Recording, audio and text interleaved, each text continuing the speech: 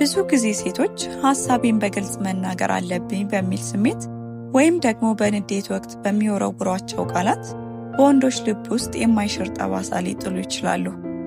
በአንድ ግንኙነት ውስጥ ፍቅር ብቻውን በቂ አይደለም። ፍቅርን የሚሸከም ጠንካራ የመገናኛ ድልድይ ያስፈልጋል። ወንድ ልጅ ምንም እንኳ በውጭው ዓለም አለት ቢመስልም ለሚወዳት ሴት ግን ልቡ እንደ ሰም የቀለጠ ነው። ከአንደበት የሚወጣ ቃል ልክ እንደ ቀስት ነው። አንዴ ካመለጠ አይመለስም። በወንዶች ስነ ልቦና ውስጥ መከበርና መታመን ከፍቅር እኩል አንዳንዴም በላይ ቦታ አላቸው። የሚከተሉት 8 ነጥቦች አንዲት ሴት ግንኙነቷን በጤናማ ሁኔታ ለመቀጠል ልትጠነቀቅባቸው የሚገቡና ለምን መጠንቀቅ እንዳለባት በዝርዝር የሚያሳዩ ናቸው። እስከ ቪዲዮ መጨረሻ አብራችሁን ቆዩ። ላይክ፣ ሼር፣ ሰብስክራይብ በማድረግ ቤተሰብ ሁኑ። አንዲት ሴት በጭራሽ ማድረግ ወይም መናገር ከሌለባት ነጥቦች መካከል አንደኛ፣ ከቀድሞ ፍቅረኛ ጋር ማወዳደር። ወንዶች በተፈጥሯቸው አሸናፊ መሆን ይፈልጋሉ። አንቺን በማስደሰት ረገድ ብቸኛውና ቁንጮ መሆን የኩራታቸው ምንጭ ነው። የቀድሞ ፍቅረኛሽን በበጎም ሆነ በክፉ ስታነሺ የእርሱን ቦታ እየነቀነቅሽ እንደሆነ ይሰማዋል። ምክንያቱም ማወዳደር የወንድ ልጅ በራስ የመተማመን መንፈስ ይሰብራል። እኔ ላንቺ በቂ አይደለሁም የሚል ስሜት እንዲያድርበትና ከአንቺ ጋር ያለው ቅርበት እንዲቀንስ ያደርገዋል። ለምሳሌ የቀድሞ ፍቅረኛዬ እኮ የልደት ቀኔን ፈጽሞ አይረሳውም ነበር፣ አንተ ግን ከማለት ይልቅ የልደት ቀኔን ብታከብርልኝ በጣም ደስ ይለኛል ማለት የተሻለ ነው። ሁለተኛ፣ በወንድነቱ ወይም በአቅሙ ላይ ጥርጣሬ ማሳየት። አንድ ወንድ ችግር ፈቺ መሆን ይወዳል። በቤቱ ውስጥ ያለውን ብልሽት ከመጠገን ጀምሮ ሕይወታችሁን እስከ መምራት ድረስ ያለውን ሚና አቅሎ ማየት ስህተት ነው። ወንድ አይደለህ ወይም አትችልም የሚሉ ቃላት የወንድነት ማንነቱን የሚገዳደሩ ናቸው። ይህ ሲሆን ወንዱ ራሱን ለመከላከል ሲል ይቆጣል ወይም ተስፋ ቆርጦ ራሱን ያገላል። ለምሳሌ መኪና እየነዳ መንገድ ቢጠፋው መቼም ቢሆን መንገድ አታውቅም፣ ዝም ብለህ አትሞክር ከማለት ይልቅ በጋራ ብንፈልገው ይሻላል ወይስ የሆነ ሰውን ጠይቅ ብሎ በጋራ ሐሳብ ማቅረብ ይሻላል። ሶስተኛ፣ ቤተሰቦቹን በተለይም እናቱን መንቀፍ። ለአንድ ወንድ ቤተሰቦቹ የማንነቱ አካል ናቸው። እናቱ ደግሞ በሕይወቱ ውስጥ የመጀመሪያዋ ተምሳሌት ናት። እርሷን መተቸት እርሱን እንደ መተቸት ይቆጠራል። ችግሮች አይኖሩም አይደለም። በአውሮፓና በአሜሪካ የተደረጉ አንዳንድ የረጅም ጊዜ ጥናቶች ለምሳሌ በዶክተር ቴሪ ኦርቦች የተመራው የ26 ዓመታት ጥናት እንዳሳየው የባል ቤተሰቦች በተለይም ማማት ለሚስቶች ከፍተኛ የጭንቀት ምንጭ የመሆን ዕድላቸው ከፍተኛ መሆኑን ይጠቁማሉ። ሚስቶች ከባል እናት ጋር ያላቸው ግንኙነት የተወጠረ ሲሆን በትዳሩ ላይ አሉታዊ ተጽዕኖ የማሳደር ዕድሉ ሰፊ ነው። ስለዚህ ሴቶች ይህን ችግር በዘዴ ለመምራት ሞክሩ። ለምሳሌ እናትህ ሁልጊዜ በትዳራችን በማይመለከታት ነገር ጣልቃ መግባቷ ይሰለቻል ከማለት ይልቅ ውዴ፣ ቤተሰቦች ሲመጡ ደስ ይለኛል፣ ግን እኛም የግላችን ጊዜ ቢኖረን መልካም ነው ብሎ በብልሃት መናገር የተሻለ ነው።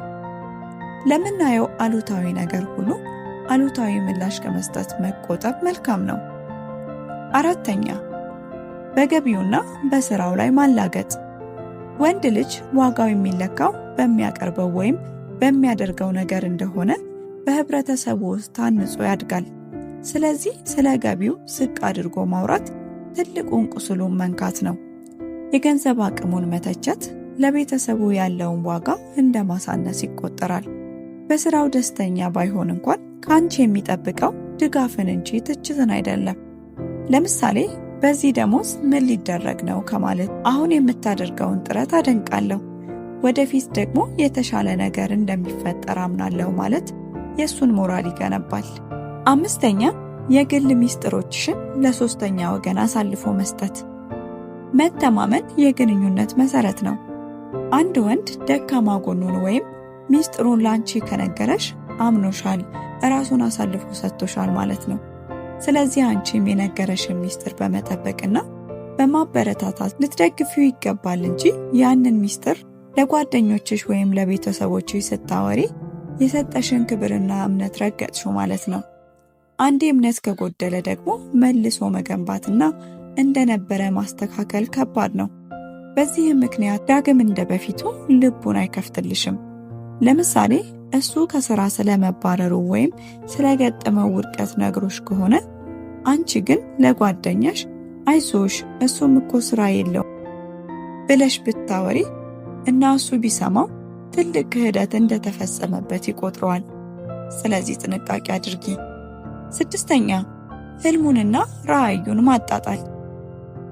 ወንዶች በዓላማ የሚመሩ ፍጡራን ናቸው። ትልቅ ህልም ሲኖረው ያንን ህልም እንዲያሳካ የሚገፋው ደግሞ ከጎኑ ያለችው ሴት የምትሰጠው እውቅና ነው። ለምሳሌ አንተ ይህን ማድረግ አትችልም ወይም ምናባዊ ሰው ነህ ስትዩ አብሮ የመዝለቅ ፍላጎቱ ይቀንሳል። ወንድ ልጅ ዓላማውን የማይደግፍ ሰውን በህይወቱ ውስጥ ማቆየት ይከብደዋል። ለምሳሌ አዲስ ቢዝነስ ለመጀመር ሲያስብ ኪሳራ ነው የሚሆንብህ ከማለት ይልቅ ጥሩ ሐሳብ ነው፣ ግን ሊያጋጥሙ የሚችሉ ችግሮችን በሚገባ አጥናቸው ብሎ በማበረታቻ መልክ መጠየቅ የተሻለው አማራጭ ነው። 7ኛ በሰዎች ፊት እሱን ዝቅ ማድረግ። ለአንድ ወንድ በማህበራዊ ህይወቱና በጓደኞቹ ዘንድ ያለው ክብር በጣም ትልቅ ዋጋ አለው። በሰዎች ፊት የሚሰነዘርበት ትችት ከቤት ውስጥ ትችት በ10 እጥፍ ይበልጣል ማለት ይቻላል።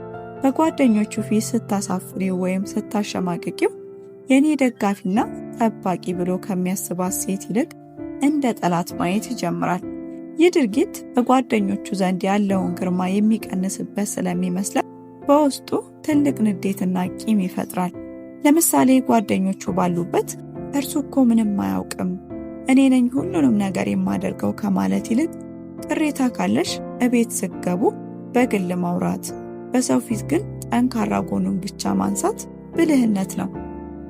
8ኛ ትችትን ማብዛት። አንድ ወንድ በሆነ ነገር ተሸንፎ ወይም በስህተት ጥፋት ሰርቶ ሲመጣ ካንቺ የሚጠብቀው መጠለያ ወይም ማረፊያ መሆን እንጂ የፍርድ ወንበርን አይደለም። እኔ እኮ ነግሬህ ነበር የሚለው ንግግር በወንዶች ዘንድ እጅግ ከሚጠሉ ንግግሮች መካከል አንዱ ነው። ይህ ንግግር አንተ ደካማ ነህ፣ እኔ ግን ካንተ በላይ አውቃለሁ የሚል መልእክት አለው። ስህተቱን አስታዋሽ መሆንሽ ለወደፊቱ አዳዲስ ነገሮችን ለመሞከር እንዲሰጋ ሚስጥሩን እንዳያካፍልሽ ያደርጋል። ለምሳሌ የጀመረው ስራ ባይሳካለት ያን የሆኑ አይሆንም ብዬ ነበር ከማለት ይልቅ ልምድ ይሆንሃል፣ በሚቀጥለው ደግሞ የተሻለ እንደምታደርግ አምናለሁ ማለት ይበልጥ ያቀራርባቸዋል፣ ሰላምም ይፈጥራል። ስለዚህ እነዚህ 8 ነጥቦች ከቀድሞ ፍቅረኛ ጋር ማወዳደር፣ በወንድነቱ ወይም በአቅሙ ላይ ጥርጣሬ ማሳየት፣ ቤተሰቦቹን በተለይም እናቱን መንቀፍ፣ በገቢውና በስራው ላይ ማላገጥ፣ የግል ሚስጥሮችን ለሶስተኛ ወገን አሳልፎ መስጠት፣ ህልሙንና ራዕዩን ማጣጣል፣ በሰዎች ፊት እሱን ዝቅ አድርጎ መናገር፣ ትችትን ማብዛት የሚያጠነጥኑት በአንድ ዋና ሐሳብ ላይ ነው። እርሱም ክብር ነው። ወንድ ልጅ መወደዱን የሚያውቀው ሲከበር ነው። ስለዚህ ንግግሮችሽ የእርሱን ማንነት የሚገነቡ፣ ጥንካሬውን የሚያጎሉና በስህተቱ ጊዜ የሚደግፉ አይዞ ባይ ሲሆኑ እርሱም ላንቺ ያለው ፍቅርና ታማኝነት ይጨምራል። ንግግራችን ግንኙነታችንን ሊያሳምረው ወይም ሊያበላሸው ይችላል። ቪዲዮውን ከወደዳችሁት ላይክ እና ሰብስክራይብ እንዲሁም ሼር ማድረግ አይረሳ። በቀጣይ በሌላ ቪዲዮ እስክንገናኝ ቸር ቆዩ።